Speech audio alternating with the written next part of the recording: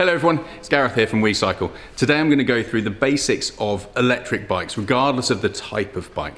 There's so many different bikes out there at the moment that it can be a bit baffling to know where to start. So I'm going to go through the things that are important on all electric bikes, regardless of which brand or model or type, to give you a bit of a head start when trying to narrow down and find the right bike for you.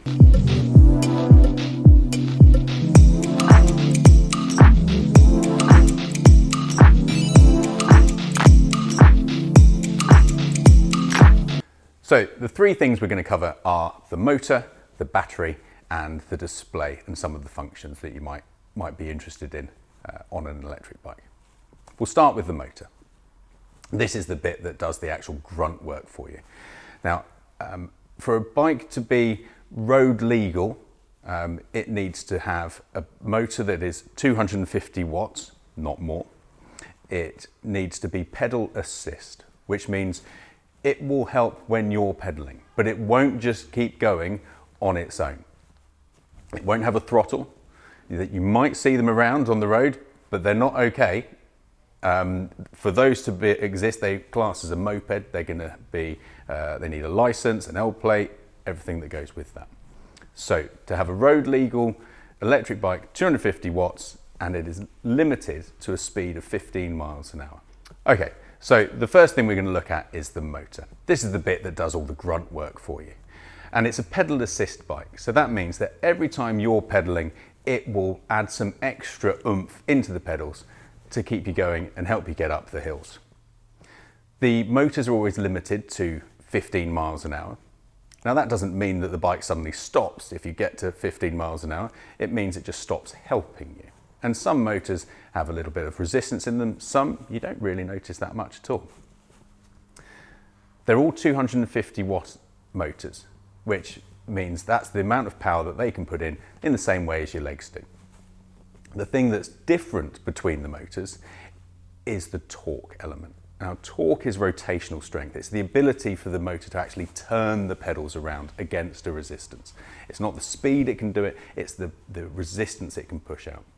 The top end motors from the likes of Bosch, Shimano, Yamaha will all do 85 Newton meters of torque, which is a massive amount of force.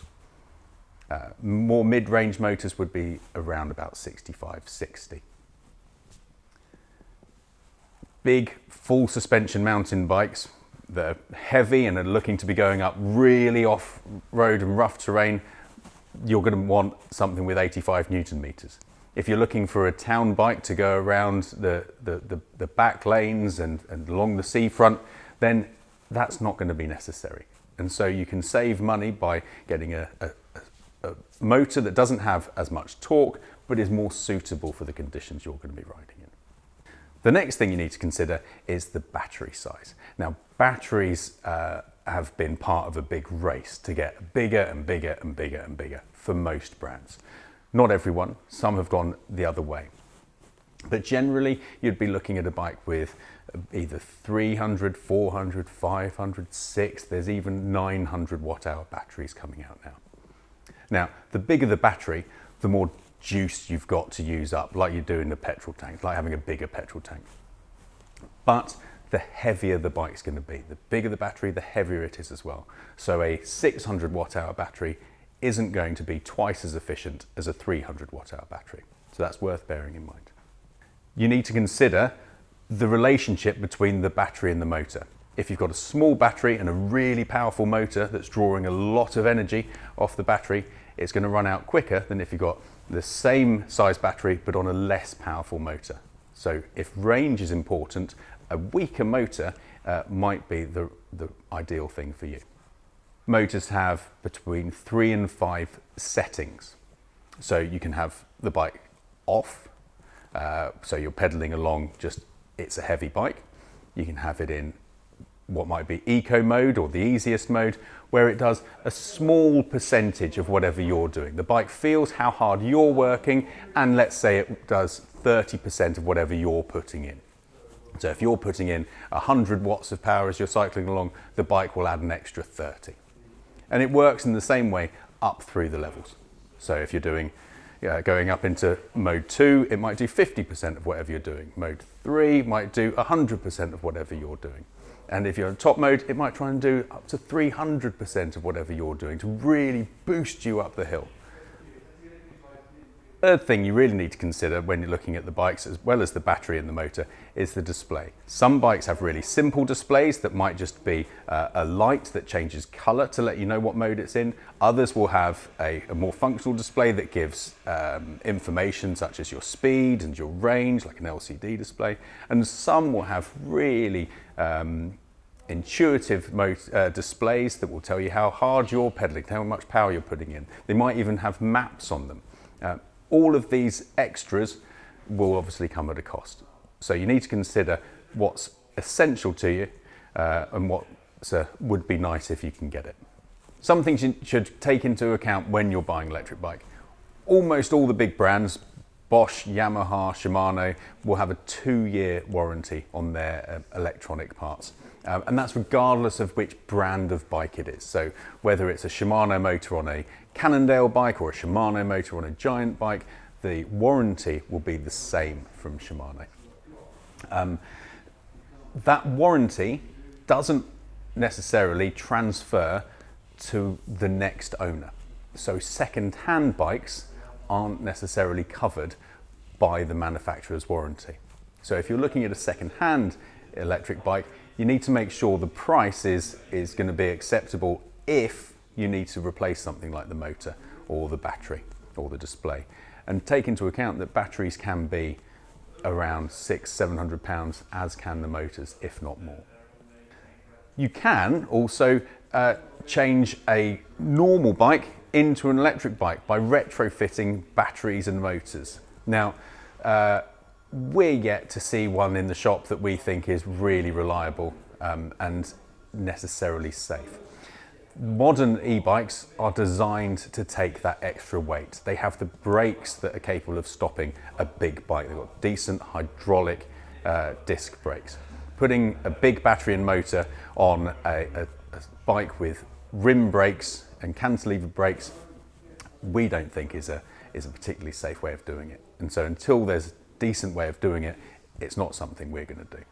The legalities of electric bikes need to be taken into account. To be road legal, it needs to have only a 250 watt-hour motor.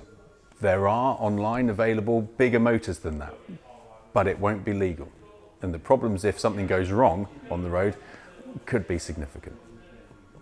If you had a bike that was not pedal assist but had a throttle, that also wouldn't be road legal. That would be classed as a moped, in which case you'd need a license, L plates, tax, all the things that go with owning a moped. It is possible on a number of motor brands to chip the motor and get the motor to go faster. So it removes the maximum speed in a lot of cases. That is really easy to do, but it will instantly void your warranty. And on all the diagnostic kits for the different brands, you can tell whether or not the bike has been chipped. And so if your bearings go in your motor and you've chipped it, you're forking out 800 quid when you could have got it for free, just because you wanted to eke out that little extra speed. So let's look at an actual bike. This is a high bike, Hard 7.6, and it's a really good hardtail mountain bike. The reason I've chosen this one to look at is it's £2,500, £2,600. So it's a little bit above entry level, but it's got some nice features to it that generally cost more and add to the bill. Firstly, the motor is in the bottom bracket. It's not in the wheel. It's always going to be a more expensive bike with the motor based here than in the rear wheel. Secondly, the battery is in here. The frame was specifically designed to take this specific battery. So it's all internally housed. It looks good. It's safer for the battery, but that does add to the cost of the bike. It's got an LCD display up here. This LCD display shows you the mode you're in. If I press the up button, you can change which mode it's in, and it will show you how far you've gone, or I could change it so it tells me different elements. And then we've got the battery level indicator there. On most electric bikes, the battery can be removed to be charged away from the bike. So this battery is inside this plastic housing, but I could unclip this and with a key unlock the battery, drop the battery out, and then I could charge it inside the house. Or if I didn't want to leave it with the bike for safekeeping and security. If I'm happy with the battery on the bike and I can get the bike to a decent charging point, then I can just charge it through this port here. Now, this is a town bike, but the electrics work in exactly the same way. We've got a motor down here in the bottom bracket. The battery, however, isn't inside the seat tubes, it's up here on the rack. Now, the benefits of putting it up here are that it's cheaper. The frame hasn't need to be completely redesigned to house the battery, and we can fit a neat small battery in the back of the rack. Doesn't necessarily look as elegant, but it makes the bike far more affordable. This is the Cannondale Tesla Neo SL, and this is a great example of a lightweight electric bike. Lightweight means it's easier to move around. If you can lift it onto a rack or anything like that, it's brilliant. The downside is that it doesn't give quite as much assistance in terms of torque as some of the others. So there's a balance between the two and a trade-off depending on what's going to be important for you. The way it keeps lightweight is by having the motor in the rear wheel and a small battery in the down tube. Small battery doesn't necessarily mean that it's got a massively smaller range, because the motor's not quite as strong, it's not drawing as much power off the battery, so you can get further with a smaller battery. This uses the ebike motion system from Marley, and quite a few brands use the same system. It works really well.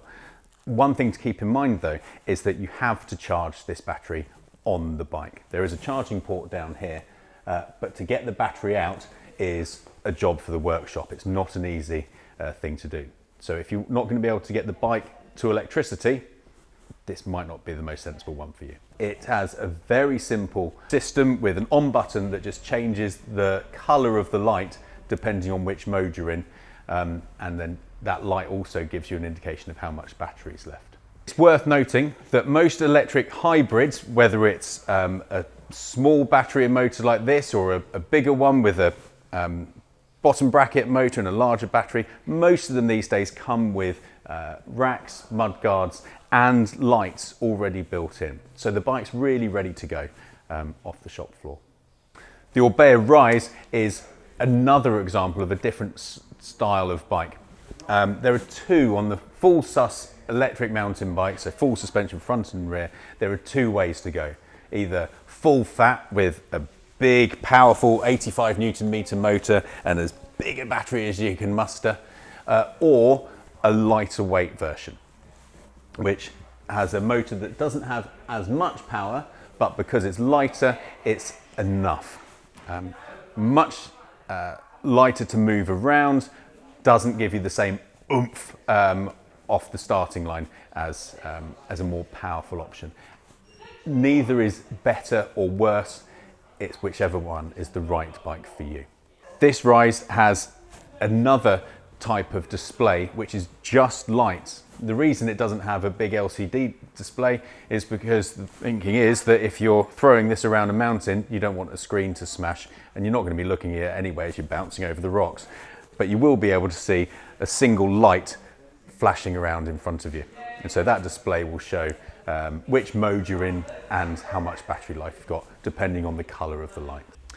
A really common question for people when they're starting out looking at electric bikes is what sort of range are they going to get out of it? And this depends on so many factors, it's impossible to answer accurately. The things you need to take into account are the strength of the motor, the size of the battery, the weight of the bike and the rider, how steep the hills are that you're going to be going up or down, what average speed you're going to be going at, how fast you're going to be pedaling, your cadence, and how hard you're actually putting in effort. Because if the motor's working off a percentage of what you're doing, actually the harder you work, the harder the bike's going to work as well. To give you a rough idea, Bosch have quite a good calculator. I would say it's fairly generous and optimistic, but to give you an idea between a couple of different motors, if actually have quite a useful tool for calculating an expected range. I would say it's fairly generous, particularly here in North Wales, because they're not anticipating the sort of hills we have to ride up. But to give you an idea, if I took a combined weight, bike and rider and everything, of 100 kilograms with a 400 watt-hour battery on their active line motor, which has 50 newton meters of torque, they would expect on a low incline ride, they would expect you to get about 79 kilometers, which is roughly 50 miles. If we kept everything the same but put in a performance line CX, so an 85 newton meter motor, that 79 kilometers would drop down to 70 and drop down from 50 miles to about 44. So the strength of the motor definitely makes a difference. Really, when people buy the e-bikes, the most common thing is that rather than getting anxious about the range, the riding adapts and they realise this is what I can and can't do, that I can definitely go that far, so I'm going to keep on doing that sort of ride. You don't want to run out of battery more than once. Some brands will allow, on certain models, range extenders. So on the smaller motors, so the e-bike motion ones, for example, you can get a range extender that looks like a bottle and just attaches onto the bike. And that can help if you've got concerns about how far you might be able to go. I hope you found this video useful. If you've got any questions, don't forget to put them in the comments box below. Subscribe because we'll be releasing more videos regularly in the future.